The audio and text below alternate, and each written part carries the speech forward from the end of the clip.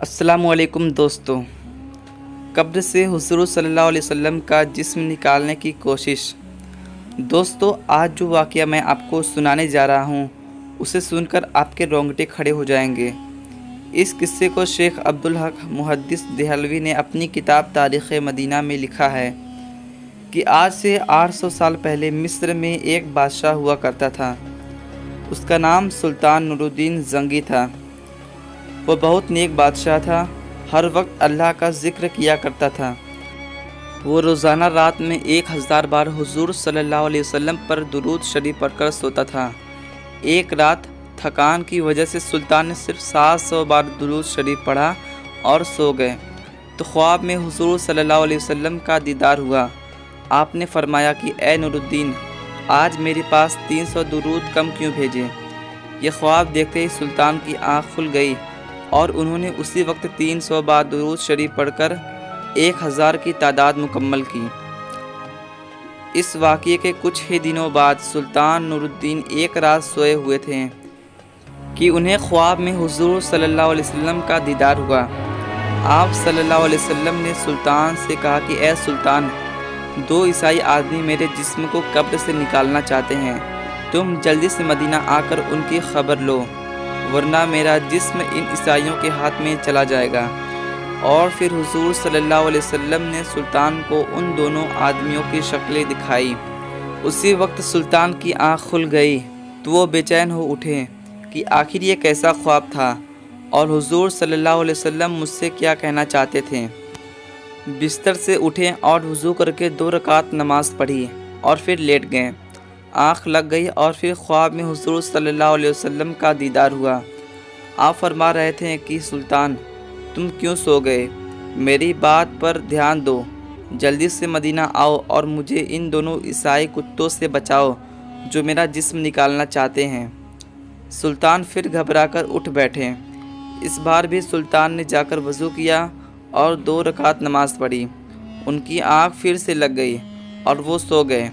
خواب میں انہیں پھر سے حضور صلی اللہ علیہ وسلم کا دیدار ہوا۔ آپ صلی اللہ علیہ وسلم نے تھوڑا سختی سے فرمایا کہ اے سلطان، جلدی سے مدینہ آؤ اور مجھے ان عیسائیوں سے بچاؤ۔ سلطان گھبرا کر اٹھ بیٹھے اور رات ہی میں اپنی ساری فوج کو جمع کیا اور کہنے لگے کہ کچھ نہ کچھ معاملہ ضرور ہے۔ حضور صلی اللہ علیہ وسلم کے جسم مبارک کو کوئی خطرہ ہے، اس لیے مجھے خواب میں بار بار حضور کا دیدار ہو رہا ہے اور آپ فرما رہے ہیں کہ مدینہ آ کر مجھے ان عیسائیوں سے بچاؤ۔ سلطان نے اپنا لشکر تیار کیا اور رات ہی میں ایک بڑی فوج کے ساتھ مدینہ کی طرف روانہ ہو گئے۔ 2 دنوں کے سفر کے بعد وہ مدینہ پہنچے۔ سلطان کے وزیر جمال الدین نے کہا کہ اے سلطان، اگر آپ سیدھے لوگوں سے یہ پوچھیں گے کہ کون حضور صلی اللہ علیہ وسلم کا جسم مبارک نکالنے کی کوشش کر رہا ہے تو شاید وہ دونوں عیسائی چوکنا ہو جائیں اور ہمارے ہاتھ نہ لگیں۔ اس لیے آپ ایک کام کریں کہ تمام مدینہ والوں میں انعام تقسیم کرنے کا اعلان کر دیں اور پھر ایک جگہ پر بیٹھ کر آپ ہر انعام لینے والے کی شکل دیکھیں۔ اس طرح آپ ان دونوں عیسائیوں کو آسانی سے پہچان لیں گے اور ہمیں انہیں پکڑنا آسان ہوگا۔ سلطان نے کہا ٹھیک ہے، اس کا انتظام کیا جائے، اور پھر صبح ہوتے ہی پورے مدینہ میں اعلان کر دیا گیا کہ سلطان نور الدین کی طرف سے تمام مدینہ والوں کو انعام بانٹے جائیں گے۔ انعام تقسیم کے وقت سلطان ایک کرسی پر بیٹھ گئے اور وزیر جمال الدین لوگوں کو ایک ایک کر کے انعام دینے لگے۔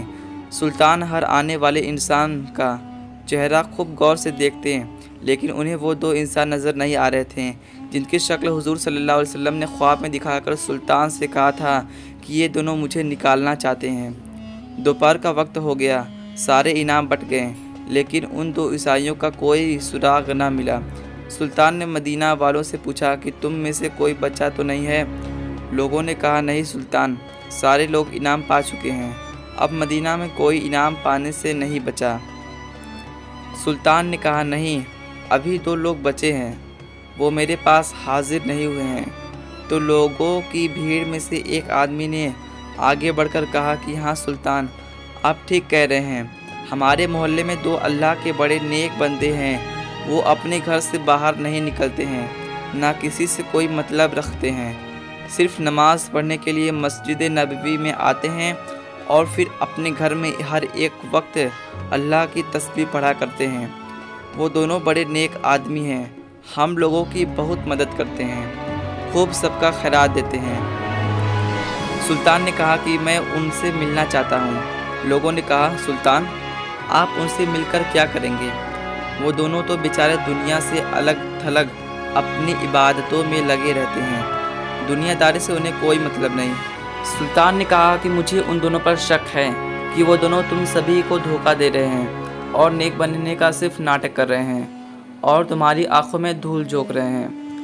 لوگوں نے کہا سلطان ہمارے نیک لوگوں کے بارے میں ایسی باتیں نہ کریں، وہ بہت اچھے لوگ ہیں، ہم ان کے خلاف کوئی گستاخی برداشت نہیں کریں گے۔ سلطان نوردین نے جب دیکھا کہ لوگ مخالفت پر آ سکتے ہیں تو انہوں نے مدینہ کے حاکم کو اپنے پاس بلایا اور انہیں ساری باتیں بتا دی کہ خواہ میں مجھے حضور صلی اللہ علیہ وسلم نے ایسی ایسی باتیں بتائی ہیں، اس لیے میں ان دونوں آدمیوں سے ملنا چاہتا ہوں۔ حاکم نے کہا کہ سلطان تم پریشان نہ ہو، میں اس کا انتظام کرواتا ہوں اور جو بھی مخالفت کرنے کے لیے سامنے آئے گا اسے کڑی سے کڑی سزا دی جائے گی۔ اور پھر سلطان نوردین مدینہ کے حاکم کے ساتھ ان دونوں آدمیوں کے گھر پہنچے۔ سلطان نے جیسے ہی ان دونوں آدمیوں کی شکلیں دیکھی تو وہ انہیں پہچان گئے، کیونکہ یہ دونوں وہی انسان تھے جن کی شکلیں حضور صلی اللہ علیہ وسلم نے خواب میں سلطان کو دکھائی تھی اور فرمایا تھا کہ یہ دونوں میری قبر سے میرے جسم کو نکالنا چاہتے ہیں۔ سلطان نے ان دونوں سے ساری باتیں پوچھی تو انہوں نے صاف انکار کر دیا کہ ہم تو رسول صلی اللہ علیہ وسلم سے بہت زیادہ محبت کرتے ہیں، اس لیے تو ہم اپنا شہر چھوڑ کر مدینے میں آ کر رہنے لگے، ہم ایسا گندا کام کیوں کریں گے؟ سلطان نے کہا کہ تم سچ سچ بتا دو ورنہ میں تمہیں بہت سخت سزا دوں گا۔ ان لوگوں نے کہا کہ اے سلطان ہم بالکل بے قصور ہیں، تمہیں جو کرنا ہے کر سکتے ہو۔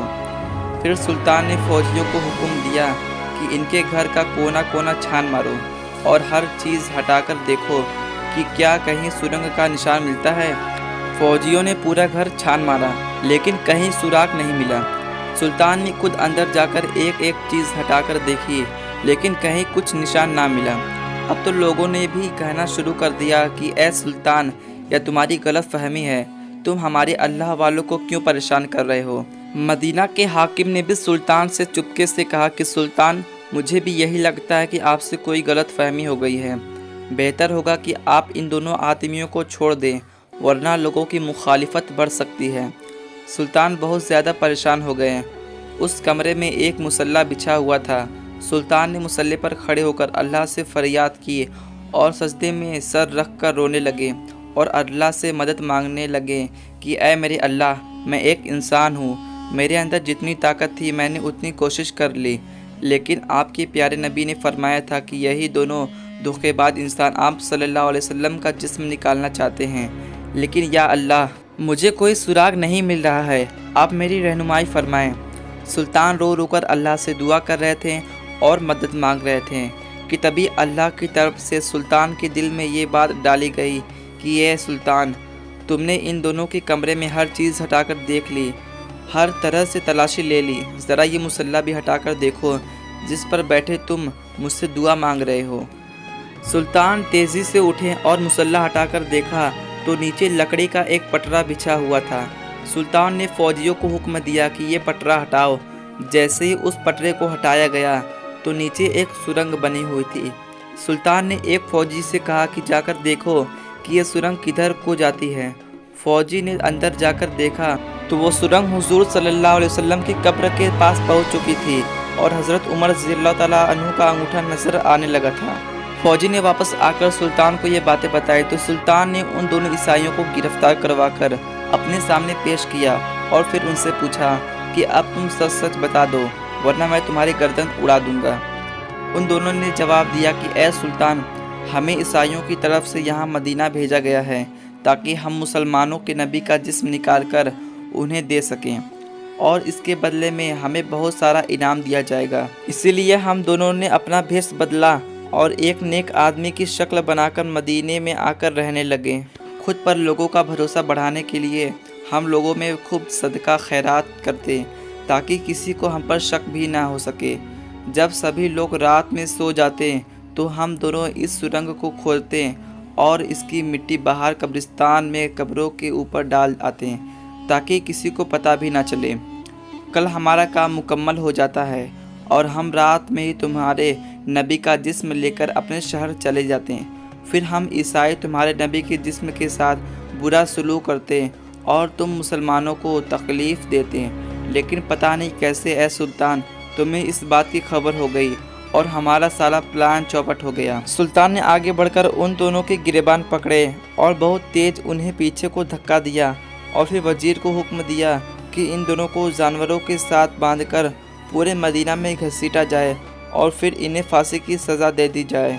इन सब के बाद सुल्तान ने हुजूर सल्लल्लाहु अलैहि वसल्लम की कब्र मुबारक के चारों तरफ ज़मीन के अंदर से एक खंदक खुदवाई और उसमें 7 दीवारें बनवाकर उसमें पिघला तांबा, लोहा और टारकोल डलवा दिया ताकि कोई दोबारा हुजूर सल्लल्लाहु अलैहि वसल्लम के जिस्म मुबारक को निकालने की हिम्मत भी ना कर सके।